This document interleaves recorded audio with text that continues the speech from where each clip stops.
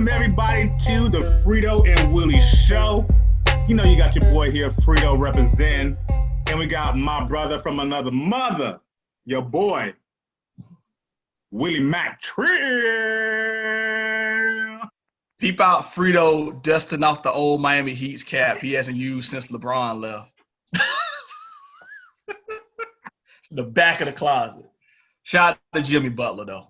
And the homie UD, who's also a Gator as well. Shout out to Udonis. Much Jimmy love. Buckets. Jimmy Buckets. Jimmy Buckets. Have I watched the game? No. But wow. I have watched multiple games, but okay. All right. But I understand. You got stuff to do. I do keep up online. I do read articles. I check box scores, all that stuff. I'm looking, and I'm rooting for the sideline. We call you Wi-Fi fans. You're a Wi-Fi fan. Yo, where's that? I ain't got the channels. Just letting you know, the finals will be on ABC, so you will be able to. If they made it to the finals, you will be able to watch all the games. Thank you very much. I appreciate it. And if you really need the ESPN Plus code, maybe I can help you out. Hey, man, good looking out, man. Good looking out. You know what I mean? I'm here. Oh, yo, man. Oh, man. All right. New music, though. You want to try that? Definitely a lot of. So I peeped did we already talk about the chica that I peeped? Go ahead, man. Go ahead. Yeah, I peeped the industry games, and okay. Okay. She reminds me eerily of Crit when I first heard Crit. Ooh. And I say that because definitely, you got the South twang and everything on it, but also I sense a lot of the frustration in her tone of like, yeah, I don't fit the usual checklist of being an MC, but I'm out here. Really dope, really interesting. I'll be real with you. I know some artists also have done this, have taken more of the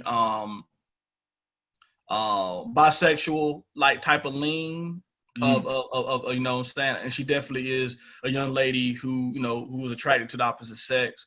And no offense to other femcs who have done this, but it didn't seem as sexualized. It felt like natural. Like, yo, I'm trying to, like there was songs on there where she's literally like, yo, I'm trying to get your attention. I hope you call, all this type of stuff. It felt real dope to see that. It did not be this highly sexualized fantasy type of thing. Nah, it's real. Like, you know what I'm saying? So I think she has a lot going for her. I don't know if you peeped it, but she literally just made a XXL freshman cover. I saw that. So I am happy for her. I have not watched her freestyle yet, though. I think it came out on Thursday. The ciphers, when they do the ciphers. And I look forward to checking that out this weekend. But, the Chica, the industry games, it's a short EP. Like I said, 7 songs? And really enjoyed it, man. So thanks for putting me up on game, man. Don't have any lines yet to discuss. I'm sure we will later. But definitely, I was like, wow. I don't know who's doing the production, but the production was interesting too. So I'm happy for her, man. I hope she gets to where she needs to be, because she's dope. Most def. She's dope. So thanks, man. So what about you, man? What you been peeping? So when I was going down that Chica rabbit hole, I also came across No Name. You know what I'm saying? Oh, let's go. Okay. This is great. Okay. So first of all, another refreshing sound, from her. I don't know what it is, if it's that spoken word poet, jazzmatazz type of effect that she has, but it's some good stuff. And also, if you follow her on her social media, she is very about the revolution. Oh, yeah. In an extreme way. I'm talking about going to capitalism and all that stuff. Like, she is in effect. But she's very artsy. Mm-hmm. I love it. I just heard a couple of songs from her Tiny Desk series that she did. Word up. And like, I'm feeling her vibe, yo. It's a trip Chicago will have your Chief Keefs and your Little Dirks and stuff like that. But then they also have this strong Lupe, your boy, who's it? Chance the Rapper, like this whole artsy section that comes out representing from there. And you just like, I think it's something in the culture that makes these artists just coalesce out to the forefront. Like it reflects Chicago. Chicago is such, I mean, you know, we hung out in Chicago, mm-hmm. You know what I'm saying? And Chicago is just a very interesting city. It's a very interesting city. Like, yeah, you got all this art and culture, but you also have these communities that have been subject to, there's no better way to say extreme violence for decades. And there's so much history, the civil rights movement. It's the third, I think it's still the third most populous city in the United States. Chicago is one of those weird cities where you can stay on one side of town for like a few days and then go to the other side of town and be like, these are the same cities. Like, it's crazy. Like, you know, and it's one of the most segregated, socioeconomically segregated cities in the United States too. So there's a lot going on there. You talk about the same city that has ties to Michael Jordan and Al Capone and President Obama. You know what I mean? So like that's a crazy thing to think about. You know what I'm saying? Like, yo, and look, I'm gonna throw Kanye in there too. I think Kanye is making the Mount Rushmore of Chicago related celebrities. So yeah. Kanye West. I mean, so you have so much going on with Chicago that it makes sense that his music has these multiple dimensions. When you say No Name, if you really like that, also check out Tink, Tink. She's another lady femc/singer that was under the Timbaland umbrella for a very long time. She made the freshman XXL cover, I want to say, forgive me, I think 4 or 5 years ago. It seemed about that long. It does seem about that long, yeah. But she never, it never reached that level of super pop appeal. Yeah. But yeah, Chicago Chicago hip hop is definitely interesting. Like you said, you get Lupe and Kanye and Common, but then you get Chief Keef and King Louis and Dirk and Reese, you know what I'm saying, and Bibby and yo, if you want to be wilded out, there you know, there's that category of music called drill music. Yep. Like I was, you know, when I heard Bibby and Herbo, you know, I was like, okay. But when I started hearing the lady femc drill artists, that took me to another place. Like, I'm not familiar with them, so. Right, okay. Look up Katie Got Bands. Katie Got Bands. Okay. Especially her older stuff. You know, when she looked like she was in middle school, you're like, oh my gosh, like this wasn't prepared. Got you. Then Dreezy, though I feel like Dreezy in the last few years has turned more into like a singy hip hop, but when I first heard Dreezy, it was on some drill stuff. And then Sasha Go Hard. I feel like I've heard that name before. Yeah, then there's Sasha Go Hard. So those are three. I know I'm leaving out another femc drill artist, but to hear these three, especially when I first heard them, they were young, like 16, 17. These little girls, they look like little girls to me. And they're rapping about committing crimes in a way that Foxy and Kim and even Rage weren't saying it. It was very great. I think that's the thing about drill music that made me uncomfortable, and I stopped really listening to it because drill music is really weird where, you know, we've heard gangster rap forever, you know what I mean? But drill music is weird where they talking about particular people. And like, if you want to be just depressed, I know we made a left turn here. Maybe we'll stop this in a couple of minutes. All good, man.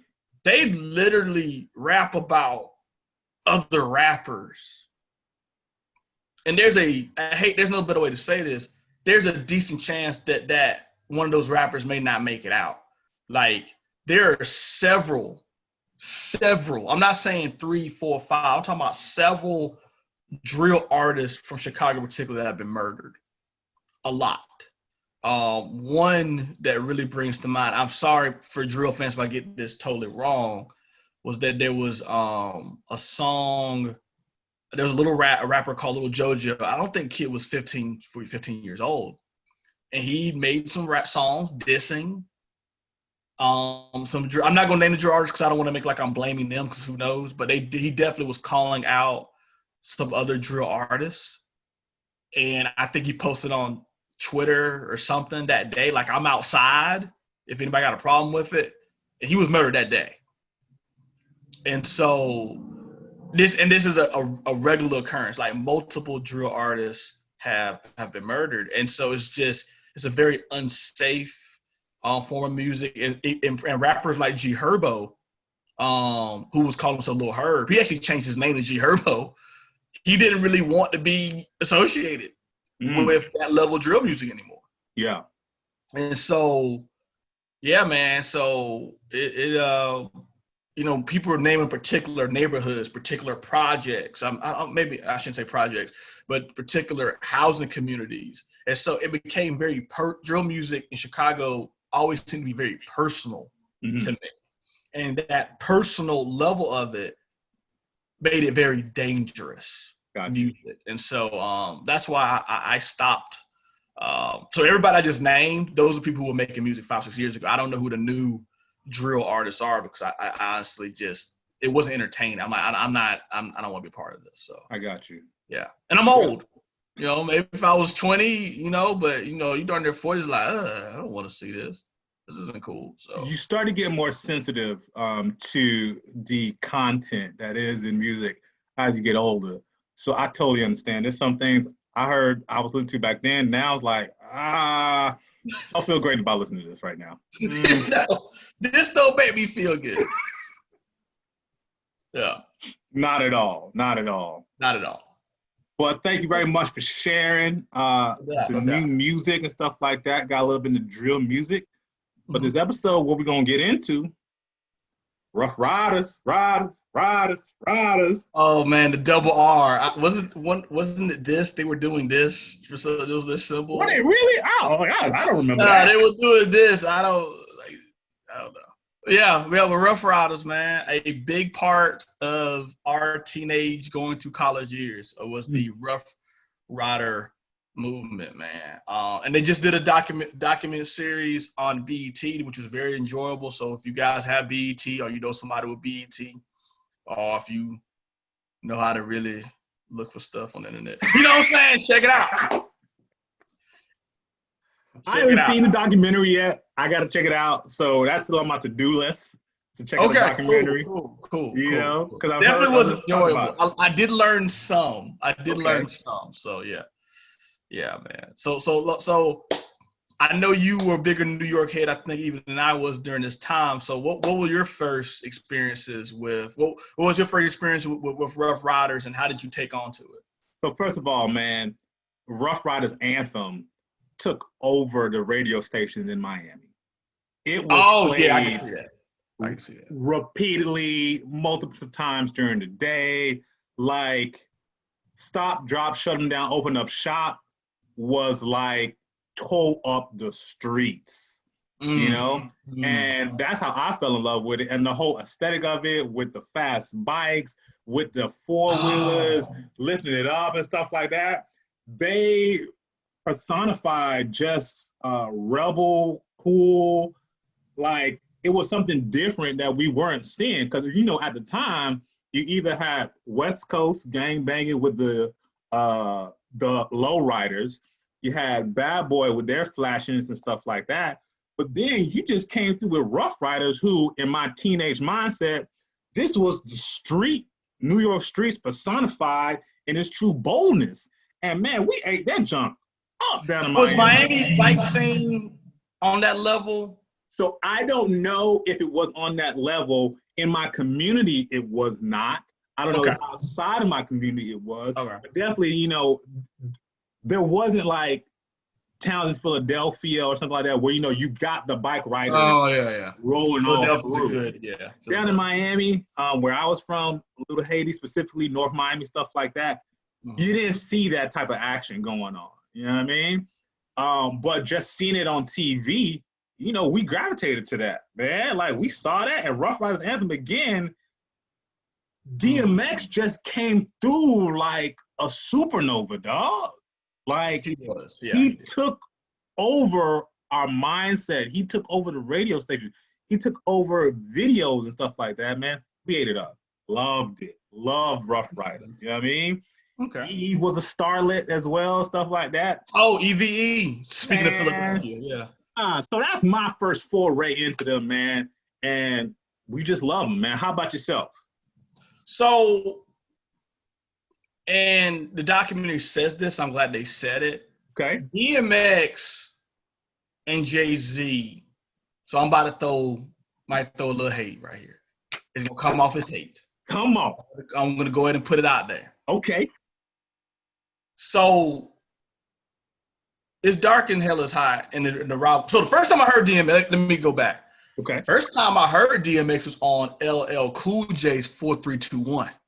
Ooh. And I was trying to figure out who this dude was. Ooh. I forgot about that. I thought he was a South dude. I thought he was from the South when I first heard him. So I thought he was from the South. I literally thought he was a Southern artist because I was trying to figure out that dialect. Yeah. And he was really, really gruff on it. And it was this perfect contrast to what everybody else on the song was doing, especially the original version that I heard, which was just Red, Meth, L, and X. Later we had a version that had cannabis, and for some reason they put Mouth P on there. To get L Cool J said later that they put P on there because the record label was like, we gotta put a Southern artist on there. And I remember being like, I don't think we need a Southern artist because you got X on there, and he's covering a lot of that aesthetic. And so, because he just came in real gruff, stay out the dark, because if I catch you when the sun is down, run it, clown. Come on off that. I'm gonna lay it down. It's like, who's this? Who's this guy? Who's this guy? Who's this guy? And so it was just really raw in a way. And so I put him in the Onyx category. Oh. So that's who I thought X was. He's Onyx. It's going to be this almost headbangerish, gritty music. Yeah. So I did not actually buy It's Dark and Hell Hot, like I said, man. If you grew up between 94 and 2000, too many CDs were coming out, and you had to pick and choose. And your buddy may have to buy the tape. You know what I'm saying? Because I gotta buy the Outkast or the Busta Rhymes. So I need you to buy the X and the Jay-Z. Let's make this work. Yeah. And so I didn't really get it once I got the album. Really? I did not understand what was happening. It wasn't what I signed up for. And so I also felt a little bit of a way. So I saw bald head dude, shirt off all the time, talking about his thugs. His dogs. Got that lovable, rebel, depressed loser aesthetic.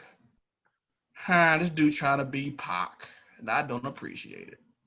Wow. So that's what I mean. I felt like Jay was unashamed about his, though. Jay definitely was riding the big train, and let's just keep it real here. If you got Volume 1, you know what I'm talking about. Volume 1, Jay was riding the big train. Let's keep it real. I don't care. We can fight. And so I felt the same way about X at first. So I did not want to like DMX because I felt he was riding the pop train. And so and we'll get to this, I didn't appreciate DMX till probably 10 years later. Wow. Yeah. I didn't fully appreciate X until later. Bro, you gotta understand, Dark and Hell is Hot is one of my favorite. It's probably in the top 10. I'm not mad at that. For the record, now I get it. Now I get it. But I can be real with you and say it was my 16, 17, 18-year-old. Like, man, I ain't riding with this dude. Pop, baby. Thug love, player. So, yeah. Because, Pac lovers, Pac had fanatics. Beyond fanatics. Like, people who like Pac will ride with Pac till the end. I can't say, so I like Pac, but I wasn't a Pac. Like, I wasn't a fanatic. Yeah. I'm not even a fanatic. We're gonna bring if one of my dudes is a super fanatic. He already asked me to be on the pod, so he's a fanatic. So I'm just a big fan. But yeah, I get what you're saying. I know Cash still getting Tupac tattoos today. So yeah, I feel it. Like, you been 25 years, but okay, cool. Let's go. Yo, so your love for Pac kind of like make you saw like, nah, DMX, I see you're trying to be a doppelganger of some sort. I ain't riding with you. I wasn't respecting DMX's, and also the parallels, because like DMX is not gonna metaphor you to death. It's really about his emotion, his energy, similar to Pac. And so I saw a lot of that being like, you know what I'm saying? But then I got the album, and it wasn't Pac-ish at all. But I wasn't ready for that either. Like that super gritty, like it was, when you get past the singles, when you get past, cause I mean, Get At Me Dog is a rough song too, but I love Get At Me Dog. Like Get At Me Dog is still my favorite DMX song, like period. Really? Yeah. Get At Me Dog is still my favorite DMX song. Like, I felt like he threw a beat that Puffy would have used. You know what I'm saying? And I think Mace did use a version of that beat on Harlem World, and he made it gutter. And it was. Are you talking about that Phil Collins joint? Yeah. Okay. I'm thinking, yeah. And I'm like, oh, he took this and made it his own. Right. And it was one of the perfect introduction songs to a career. You know what I'm saying? I literally, like, you know what I'm saying? Like, it started off. I don't care how I rob and I steal, not because I want to, because I have to. It don't make me show you what the cat do, what the Mac do. And I'm like, oh.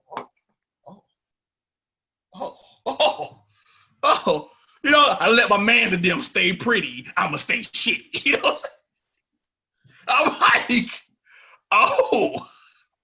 Maybe this is not that much Pac-like, you know what I mean? So, because Pac was not that gritty. And so, it took me a while to get into it, but definitely DMX is, who brought in the Ruff Ryder movement. Right. Was all that. So yeah, turn it back over to you. Before we move on, I know you said Get At Me Dog was one of your favorite songs from that album. What are the songs from like DMX? It could be from the same album, like that you just flat out just love to death, man. Okay, so Get At Me Dog for sure. I'm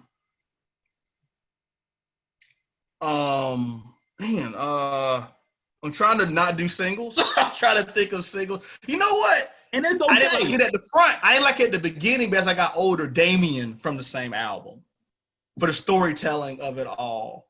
Damien is one of my joints, dog. Very Scarface-like. Yeah. Scarface.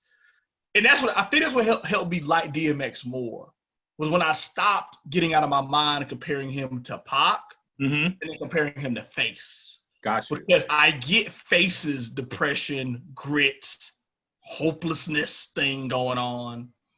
And once I got past the aesthetic of DMX, and also I got past why other people like DMX. You gotta get past that. Why do you think other people like DMX? Yeah, he fit that. Dog, I'm telling you, man, there's certain tropes in African American culture that just win. That win. They just win. Yo, like real talk, like what, Willie? Get you some washboard abs, son. Get you a bald head, son. With a bandana. You know what I'm saying? Get you a bandana. and come off as so DMX would whoop my behind if I said this to his face, but he was attractive enough to fit this trope of the pretty boy, hard dude. That formula? Yeah. Pac, X. Yo, even when it doesn't totally work, it still works. Tyrese. Like, I didn't even think about that. Tyrese is perfect. Yo. Tyrese is perfect. Yeah, like you fit that aesthetic, you know, and be medium to dark skin with it. Yeah. Like, even if it doesn't even fit, it still fits. Tyson Beckford, even if it doesn't fit, it still fits, bro. Some people say Michael Jordan to Mike, throw it out there. Mike. Yo, hey. Oh my gosh. Hey, it does it. It does it, man. Oh my god. It does it. Like it will do it. It will do it. I can't even argue with you on that one. And we gotta harp on DMX really because he was the shining star of Ruff Ryders. Like he was Jay-Z to Rockefeller. So it's funny that you say that. Cause like Jay-Z appeared on a good amount of Ruff Ryder stuff. You know what I'm saying? Oh, I want to see where you're going with this. Okay. No. It's interesting to me because really going through this and like, whoa, Jay-Z, you got your hand involved in Ruff Ryder a little bit. But it was labeled though. You gotta understand though, they both were on Def Jam. That's true. It was a forced relationship. They don't really rock with each other at all. They do not rock with each other. Those crews had legit beef. Legit beef. And it was bubbling for a long time. And the label heads at Def Jam had these two pretty much business deals with Ruff Ryders and with Rockefeller. And it was more like this all will help out everybody. Let's make sure we put DMX on Money Cash Hoes on Jay-Z's album. You know what I'm saying? Listen, Jay, I need you to get on Blackout on DMX's album. Bruh, I'm not gonna lie. This is one of the few forced marriages that I felt worked. Jigga was like one of my favorite songs. Oh yeah, and think about it. That was on the Ruff Ryders compilation album. And I was like, what's Jay-Z doing on here? And I love that song. That was one of my favorite songs. Oh, I bought that album for that song. Let's keep it real here. I bought Ruff Ryders Volume 1 for that song. Because I thought it was on a Jay-Z album. And I'm like, on what album do I have that this ain't on? And somebody's like, oh, no, man, that's on that Ruff Ryders joint. So I got about a Ruff Ryders joint for one song. But I didn't, because it had the Eve joint on there. That was on there. And then it had the Ruff Ryders anthem, which was pretty much the same beat as a Headbanger, the EPMD track. And then it had one more track on there that was dope. Oh, it had Down Bottom. That was killing Miami too.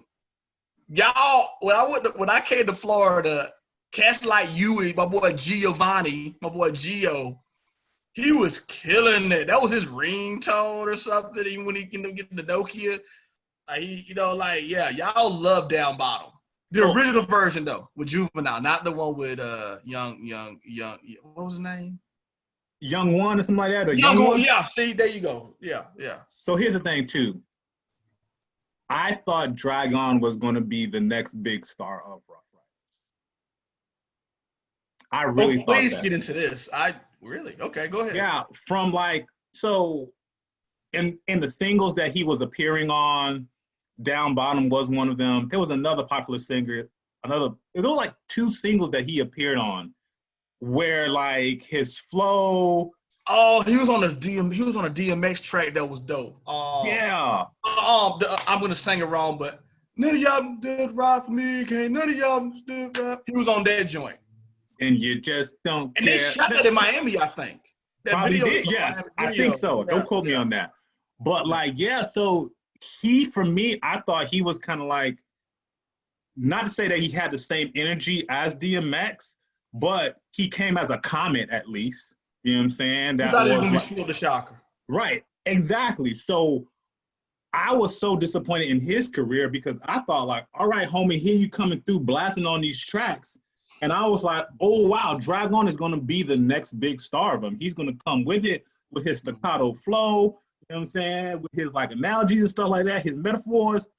So when he didn't really bubble, it was just like, I was kind of disappointed.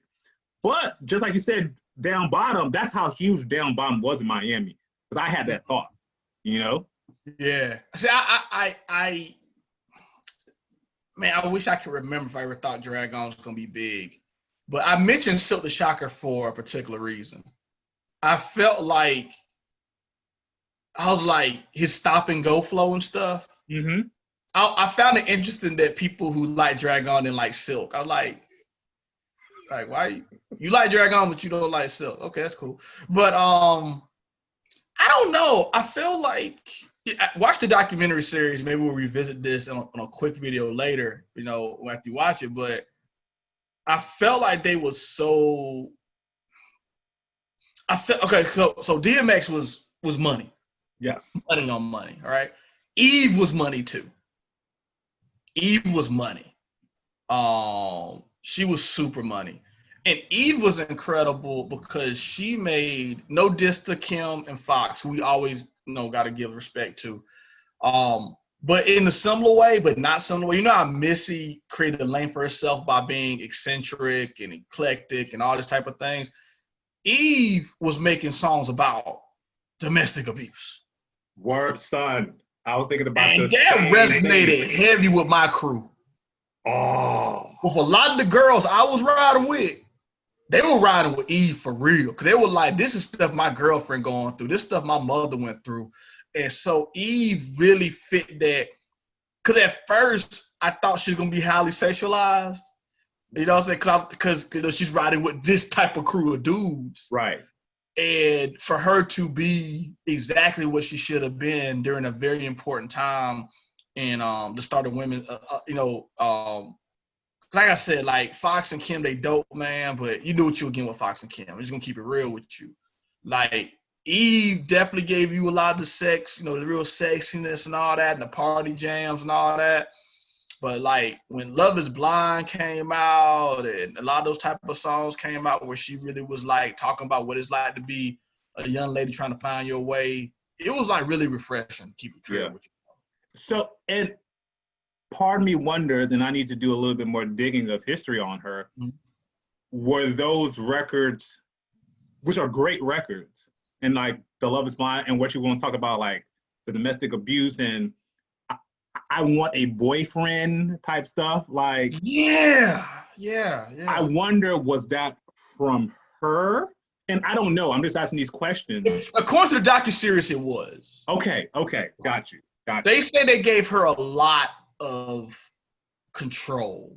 Got you. Like it really was like her and Swiss, I think it was Swiss, like locked up in the recording studio and like do your thing. And those two were her biggest hits, if I'm not mistaken. Like, yeah. Well, no, her biggest one was Free Your Mind, the one with Gwen Stefani. That's right. Free Your Mind? I'm probably saying the wrong title. I apologize. Okay. I mean, to get you off. That's a different beast right there. That's a whole different. You're getting into pop world right now when you start. Oh yeah. That's what she was a star though. She won an MTV award off of that song. Let's keep it real.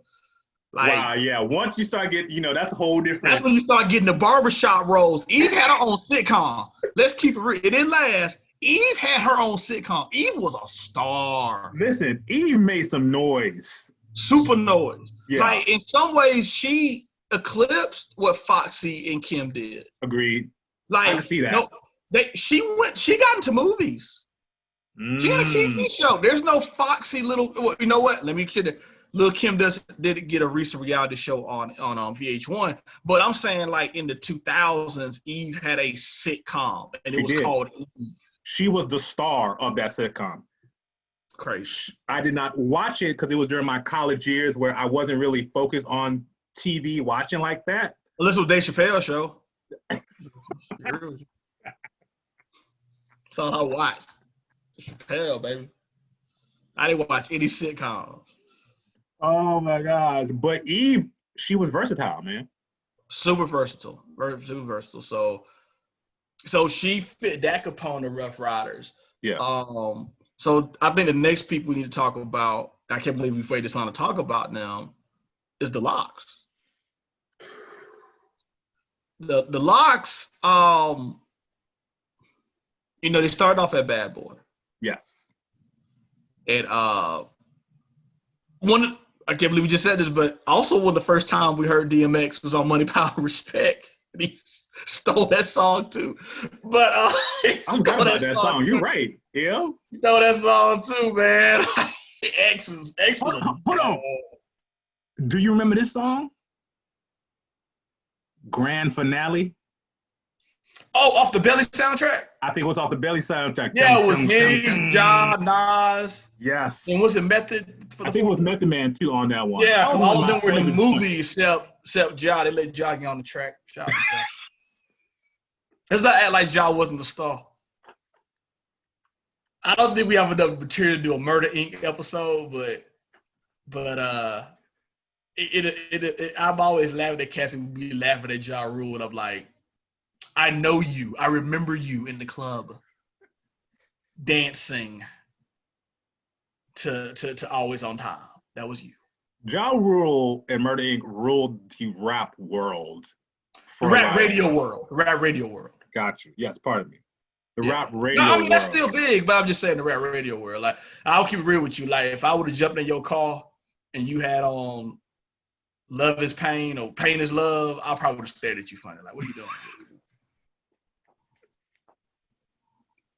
Maybe not, But in a club, at a party, at the barbecue, yeah, Always on Time did he get played. Yeah. I'm going to keep it real with you. Like, stop.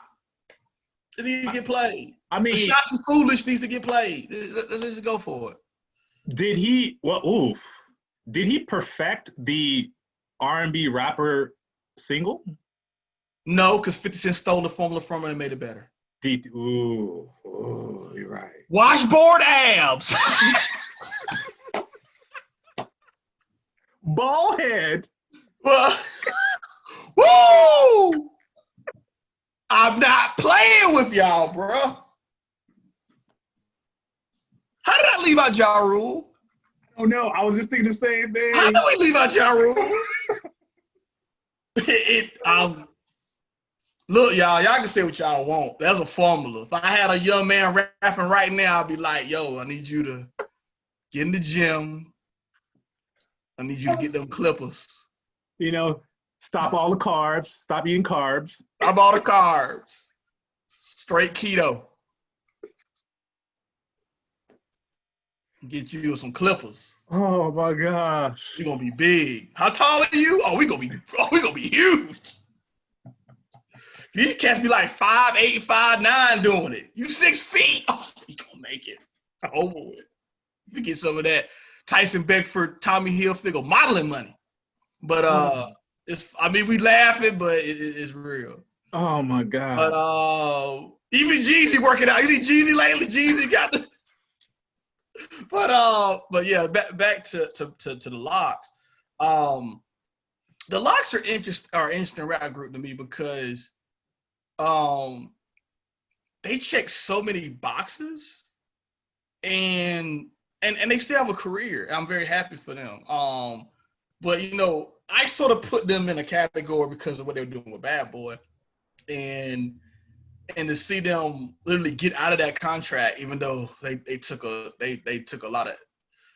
sacrificed a lot to get out of that contract and to get on the Ruff Ryders, and they never went platinum. They never went platinum, anything close to it. I don't even think Jada went platinum individually when he made his solo albums, but they consistently made their brand of hip hop. Yes. edgy, New York, lyrical hip hop. Yeah. And I say that because I feel like people only talk about Jada and even Styles. I'm amazed that people do not give Sheik the credit I think he should be deserving. And I'm trying to figure out why. So why do you think Sheik deserves that type of love? Because Sheik did the first verse on Many of a song. A Many of a song. And I always feel like if you the person that goes first that often, it should say something. Like he went first on Reservoir Dogs, the Jay-Z song. He went first on Money, Power, Respect.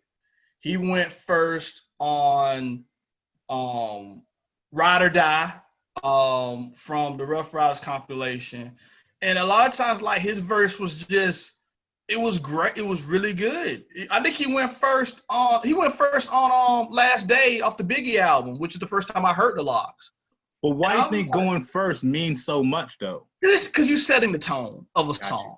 I think when you go first, I think when someone cuts a record and says, okay, we got 3 people on a song, and they like, you know what, you should go first, that says a lot. It says a lot. I'm not saying it's always the best verse, because there are a lot of people who feel like the last verse should be the hardest verse. But it says a lot to me if someone says like your verse should be first. And she consistently went first on a lot of songs. And that just means a lot. It just says a lot to me that people with the low attention span and no one's more critical than hip hop fans. Right.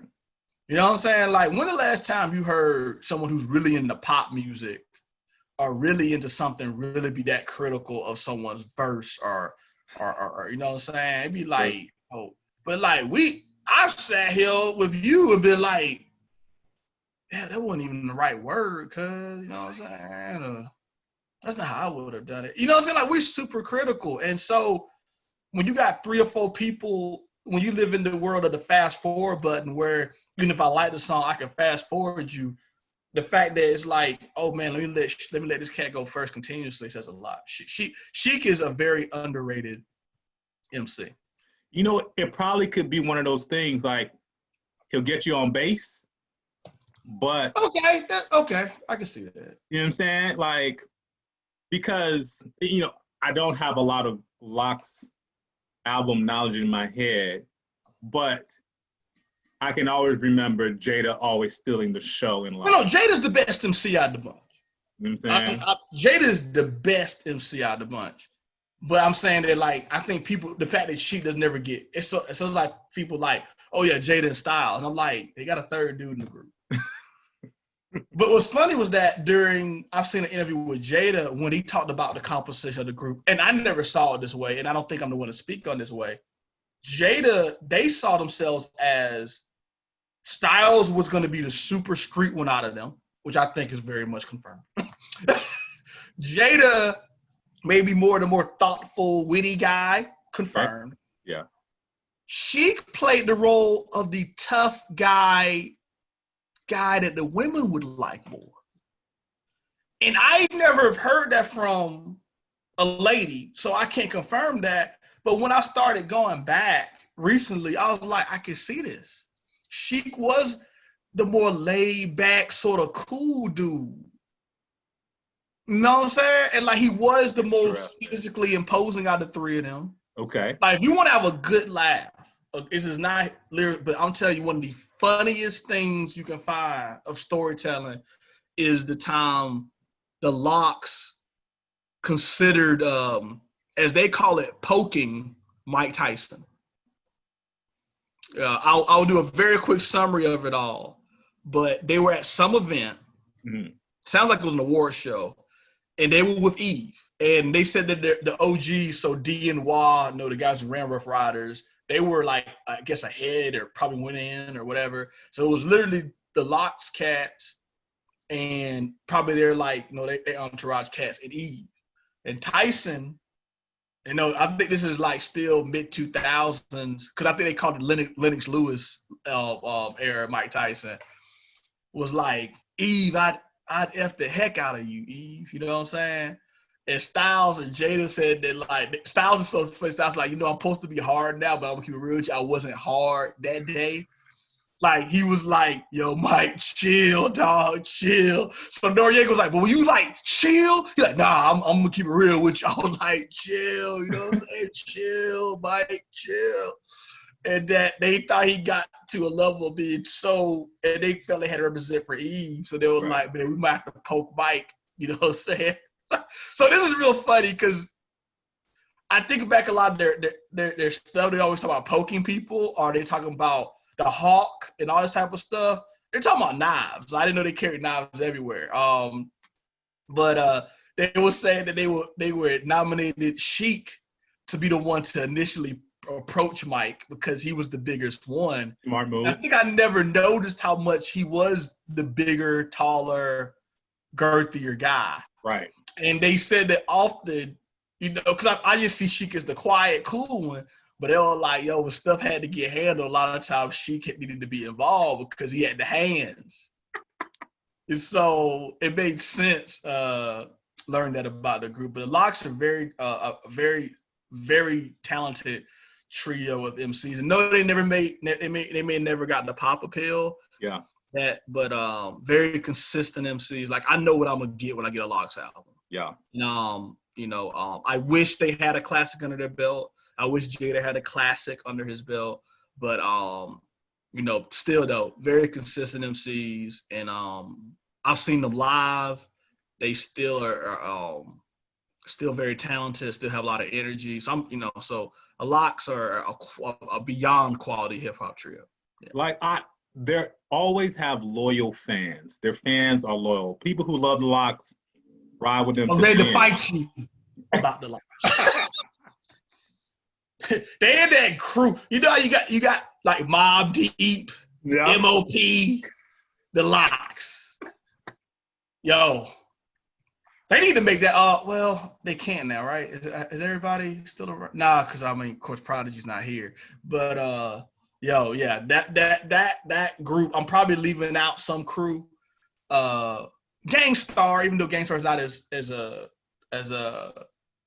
what's the brothers were out? They're not as street probably as those guys, but I think Gangstar is the category too, where you say something bad about that group, you might catch one. Yeah. Listen, a couple, like, they do not like you talking about like they Locks peoples, man. Like, they will defend them to the end. Yo, because they make consistent stuff. They never sold out. They have, and they seem to be very loyal to each other. They do a lot of stuff in the community. They started these juice bars and smoothie bars. Yep. And they're likable guys. Like, every time I see an interview with them, I know I'm going to get a good time. They're not bitter anymore. I don't think they were ever were bitter. They were just mad. They just wanted a better deal. But like, they talk very well of Puffy now. Mm-hmm. They're outstanding storytellers, like on the mic and off the mic. Yeah. But yeah. They're just really likable guys. But to go back to Ruff Ryders and it is amazing how quickly it just feel like it ended though. It felt like it ended very quickly. You know what? They was like a shining bright star for like maybe 98 to maybe 2005. Yeah. I feel like their trajectory mirrored their top star trajectory. And there's just no other way to say it. As DMX tragically downward spiraled, getting into trouble, doing things he shouldn't have been doing, I feel like the label met the same fate. I mean, so that, and also you had Eve who went off to do other things. Yeah. Didn't have her to carry, to like even try to replace. And my boy Drag On didn't come through like I thought he would, you know what I'm saying? You know, they did have a star that they were grooming. A person that they put decent amount of marketing behind, a guy who had an internet following, a guy who made his name. You know where I'm going already, I think. A guy who made his name on Freestyle Fridays on 106 Park. Who may you be talking about, Willie? My man, Jen. Jen was the person. Now, look, they did sign Fiend from No Limit, though. They did sign Fiend from No Limit. It was like 1 or 2 years or something like that. 1 or 2 years. And then another thing that happened was that Swiss started doing his own thing. It's very important. Yo, how we forget about Swiss, dog? You know what? Before we get into Jen, let's go back into Swiss. No, I don't know how we forgot to bring about Swiss. Yo, Swiss. Come on. What? I know we think of him as the guy who makes all the sound effects on songs, "Kill It in the Room" and all that type of stuff, and Zone or whatever he's saying nowadays. He's the verses guy, but Swiss, and I want to shout out Dame Grease as well. And I can't think of the third producer they had, but Swiss was a big defining part of Ruff Ryders. And I felt like as Swiss started diversifying his portfolio, creating Full Surface, mentoring Cassidy and Young One, as we just discussed, I felt like that sort of took away from his work with Ruff Ryders. And then when you, like you said, you group that with Eve's, stardom that didn't have to involve record labels. When you getting that real check from Warner Brothers or UPN or whatever, when you don't got to cut that. You don't got to pay a producer for that money. That's just check. Right. And then you have DMX, who honestly just felt like he ran out of steam after a while. I think that, that crippled. And also, we also need to shout out the fact that one of their owners had that horrific motorcycle wreck, so he wasn't able to really who was that? Wow. So that's why. Okay, remember on Jada why he's like, saying, "Whoa, why my homie didn't take his car? Why he took that bike on why?" He's talking about his co-owner. Wow. And he did a lot of the businessy stuff. He did a lot of the businessy artist relationship stuff. Oh, I said it wrong. It was D who had the motorcycle wreck. Okay, D. Okay. Now it makes more sense. I was like, nah, I actually just said D. My man D didn't take his car that night while he took that bike. Like that's got you. D. Wall was the one, the bald head cat who did a lot of the starting the business stuff, but D really was the artist relationship dude. Got you. Like he was the biggest focus behind Eve in particular. And so yeah. So Swiss was huge, man. Swiss, it's just like any other producer. Once you start realizing you can make a lot of money doing independent production, doing your own thing, and selling beats to Jay-Z, and, you know what I'm saying, and to other people, you marry Alicia Keys. It's just you do beats for her. It's I just felt like, and I also think that they did not react to the Southern movement in the right way.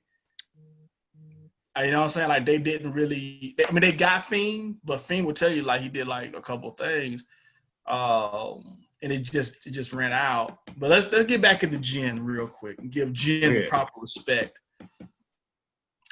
Jen was a freestyle champion. I think he got his mic or jersey retired on 106 Park. He won so many times in a row. And he was real big into, like, when I first started learning about the battle rap scene, people used to watch the videos on YouTube. People still do, but those first, like, when it felt like all the battles were happening in someone's basement on an abandoned pool hall. You know what I'm saying? Like, Jen was a part of that. But I just think it was a lot of really bad marketing. Like, I remember they talked about this in the docuseries, and I laughed out loud because I remember this. A lot of the, like, teaser promotion about Jen, it was like a fortune cookie. Like, no, that's not what that guy needs. We don't need to do that. Like, he's a good MC. Like, we know he's Asian. We don't have to do fortune cookies. Come on, bro. Like, and I felt like people took him as a joke, and I felt like even within the underground rap scene, you know what I'm saying? Like, people started really making fun of that. And I just felt like he just ran out of steam. Man, I'll never forget he did a battle with Sirius Jones, who was a very known underground rap battle legend. And like Sirius said something so disrespectful. And it was like I think this may have been when Jen had lost his Ruff Ryders deal, but it was something to the effect of like you know what I'm saying? Y'all know why DMX had to get rid of him. He was eating his dogs, referring to Jen. And I remember watching this, right? Like I watched it because I was, oh, Jen's battling Sirius Jones. When he said that, I was like, oh, that's it. And I knew it was it because no, I would have been upset too. I feel like in battle, I understand that like the new battle rap is like really disrespectful. Like I see people talk about people's dead parents and kids in the battle rap scene. I'm like, I'm not about that life.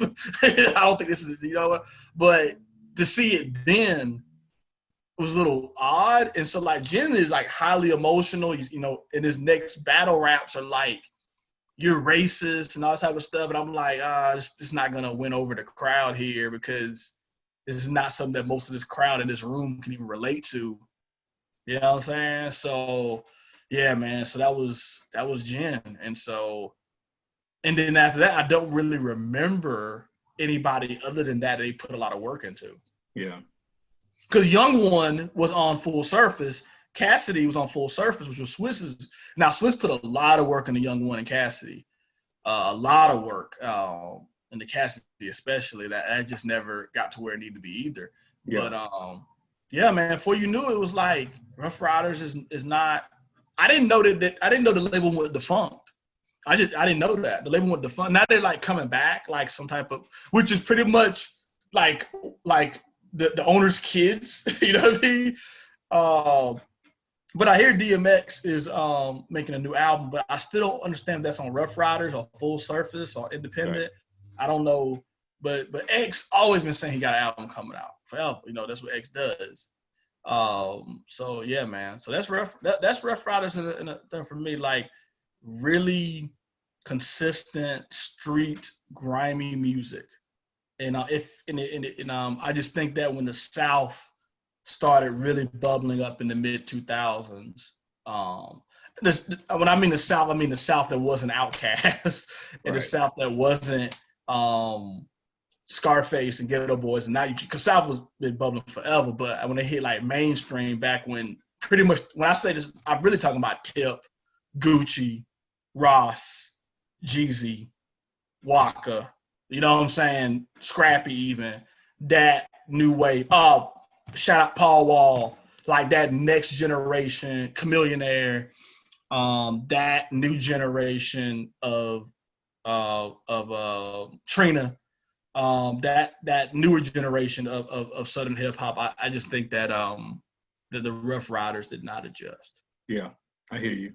Yeah. You know, the South came through with full force, so I think it would have been hard for many a rap label if you didn't have like your full stash of players to come through.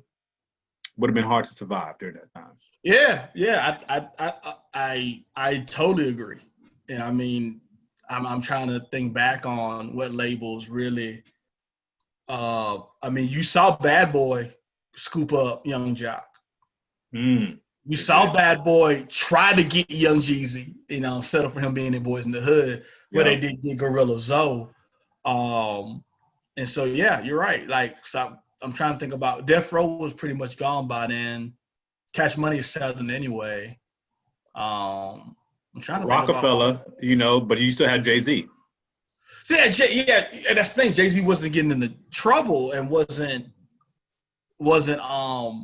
he was still being super consistent. But Rockefeller as Rockefeller and Kanye, let's not leave out Kanye. Yeah, Kanye props. Yeah, Kanye, and also had Just Blaze as another great producer. Right. You know what I'm saying? And even though Jay-Z, even though Twista is not a Southern artist, he was an artist who had a Southern following. And so, like, you know, getting Twista, I'm trying to figure out if Twista ever make an album on Rockefeller, but he definitely started claiming Rockefeller anyway. But Yeah, but you also saw what Jay did though. Jay, when he became president of Def Jam, who were the two artists other than Rihanna he pushed the most? Jeezy and Ross. He jumped on the Southern bandwagon. Yeah. Jay-Z got on the Hustling remix and on the Go Crazy remix. He knew what he was doing. I'm a businessman. I'm a businessman. You know what I'm saying? And then Kanye got Jeezy for the ad-libs, but can't say nothing. Yeah. He did. I get money. So there's a backstory to that actually was a Jeezy song. So that's why the ad-libs were already there. So apparently Kanye got that track. I don't know if he co-produced it or I can't remember the story, but pretty much how it was, the song was called I Get Money. That's why Jeezy said I get money in the song. And Kanye was like, I really need this. Can I have it? And Jeezy was like, you owe me if I let you have this. It did. Kanye asked, can I keep your ad-libs that are already on the track? And Jesus was like, okay, but you owe me. And Jesus said that I think Jesus was saying that he went to some concert overseas and with Kanye, and that when that sound came out, the crowd went crazy. He said he was backstage like, how did I let him have that track? You realize that's probably my favorite song on the album. That might be my favorite Kanye song, period. Wow. I love, dude. So we're totally teasing a very future episode. We're gonna dive into Kanye West right now. But yeah. So I know we jumped all over the place in this episode, but we are going to deep dive into the evolution of Mr. Kanye West in a couple episodes. Got a lot more research to do though. Most definitely. Get it right. You know what I'm saying? Let's keep it on the route. You know what I'm saying? Yeah. Not too much. Yeah. Just a tease. Just no fortune cookies though. Just a tease. No, I still can't believe they did that with the fortune. Freaking ridiculous. Yo, but we definitely gave him some of Ruff Ryders. Give him a little summary. Okay. Check it out. Go check out the documentary. Check out some of their hits as well. So what is your? So why don't we end like? What is your? If you wanted someone, what is your defining? I think you might have already said. What is your defining Ruff Ryders album though? If you had to be like, take this right here. Like, what's your favorite Ruff Ryder or song? I think you said Ruff Ryders Anthem's your favorite Ruff Ryders song, but so they kind of play that out too much. When you oversaturate a song, like The Boy Is Mine. I never need to hear that song ever again. Oh my God! But if they play it every once in 5 years, if I hear it, that's cool. So it's tough, man. It's like a 3-part question here, right here. That's fine. That's fine. Yeah. So one of my most memorable Ruff Ryders songs is "Party Up." How did we not mention "Party Up" is the weirdest pop song ever. Like it's a very weird pop song. When I would like DJ small parties, quote unquote, just put music on my laptop, and I wanted to get the crowd started up, "Party Up" was one of those songs that I would play. So, okay. So, okay. I can't believe we didn't mention this, but we didn't bring "Party Up" up. "Party Up" is one of the surprisingly New York get crunk jams ever. But it's a weird song. Woo! Such a weird song. Why is that? Not because of the chorus. I agree with you. The lyrics themselves should not have made it a pop song. And I am continuously amazed that who produced this? Swiss Beats produced this. There's no way I would have okayed this song. I would have made DMX change the second verse. And I'm gonna tell you why. Go ahead. You're whack. You're twisted. Your girl's a hoe. You're broke. The kid ain't yours, and everybody knows. Like, no, actually, that's not even the worst part. I'm tripping. This is okay. These are the first 2 bars of this song. These are the first 2 bars of this. I've heard this at birthday parties. I've heard this at barbecues where there's children around. And I'm if I got to bring it to you cowards, then it's gotta be quick. Your man's up in jail. Talking about man's up in jail before sucked my.